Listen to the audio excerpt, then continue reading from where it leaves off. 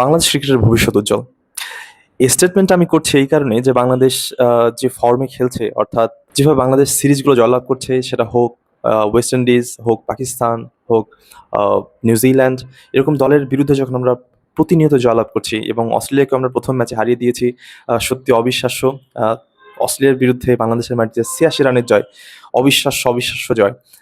এই জয়কে কোনোভাবে ছোট করে দেখার কোনো সুযোগ নেই। কারণ তারা তাদের বেস্ট প্লেয়ারদেরকে নিয়ে এসেছে এবং এরপরেও বাংলাদেশ যেভাবে অ্যাগ্রেশন দেখিয়ে এবং সব দিক থেকে ডমিনেট করে ম্যাচটা জিতেছে, আমার সত্যি একজন ক্রিকেট ফ্যান হিসেবে গর্বে বুকটা ভরে যাচ্ছে।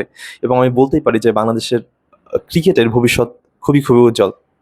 এবং একটা বিষয় না বললেই নয়, বাংলাদেশ ক্রিকেটের ভবিষ্যৎ উজ্জ্বল আমি এই কারণেই বলছি যে একটা সময় আমরা জানি যে তাদের স্পিন সহায়ক উইকেট বানানোর কারণে প্রশংসিত ছিল বা সমালোচিত ছিল, যেটাই বলেন না কেন। স্পিন ফ্রেন্ডলি উইকেট বানিয়ে আমরা যেমন ঘরের মাঠে ম্যাচ জিততাম, তেমনি বাইরে কিন্তু আমরা অনেক সমালোচনার শিকারও হতাম। কারণ তারা জানে যে আ বাংলাদেশ স্পিন ফ্রেন্ডলি উইকেট বানাবে এবং তাদের স্পিনার ভালো, এভাবেই তারা জয়লাভ করবে। কিন্তু আমরা যখন স্পিন ফ্রেন্ডলি উইকেট বানিয়ে আ সিরিজগুলোতে জয়লাভ করতাম, আমরা কিন্তু বিশ্বমঞ্চে খুব বেশি ইমপ্যাক্ট ক্রিয়েট করতে পারতাম না। এর অন্যতম কারণ হচ্ছে আমরা যখন কোনো আ টুর্নামেন্টে যাই, সেটা টি-20 টুর্নামেন্ট হোক কিংবা ওয়ানডে টুর্নামেন্ট হোক, তখন আমরা দেখি যে আমাদের দল মুখ থুবড়ে পড়ে। কোনো টুর্নামেন্ট কিন্তু স্পিন ফ্রেন্ডলি উইকেটে হয় না।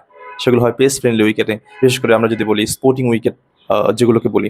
তো এই স্পোর্টিং উইকেটে গিয়ে কিন্তু আমাদের স্পিনাররা ভালো করতে পারেন না এবং আমাদের পেস বোলিং লাইন আপও সেরকম ক্যাপাবিলিটি ছিল না যে বাংলাদেশ ম্যাচ জিততে পারে। হয়তো ওই ২-১ টা ম্যাচ জিততাম এবং সেই সন্তুষ্টি নিয়ে আমাদেরকে বাড়ি ফিরতে হতো।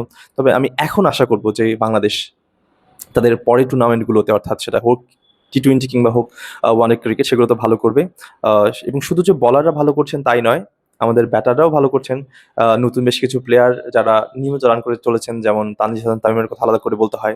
তাওহিদ হৃদয় যদিও অস্ট্রেলিয়ার বিরুদ্ধে আ ম্যাচটা তিনি খুব বেশি ইমপ্যাক্ট রাখতে পারেননি। তবে আমি আশা করব তিনি আবার ফর্মে ফিরবেন এবং আমরা জানি যে ডিপিএলেও তিনি যথেষ্ট ভালো ফর্মে ছিলেন এবং সেই ফর্মটা তিনি অস্ট্রেলিয়া সিরিজেও দেখাবেন।